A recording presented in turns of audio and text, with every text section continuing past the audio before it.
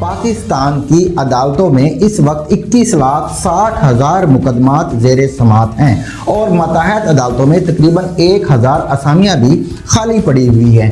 سر یہ بتائیں کہ سپریم کورٹ کے فیصلے اور ہائی کورٹ کی واضح ہدایات کے باوجود بلدیاتی نمائندوں کو بحال کرنے میں کون، کیوں اور کیسے رکاوٹ ڈال رہا ہے؟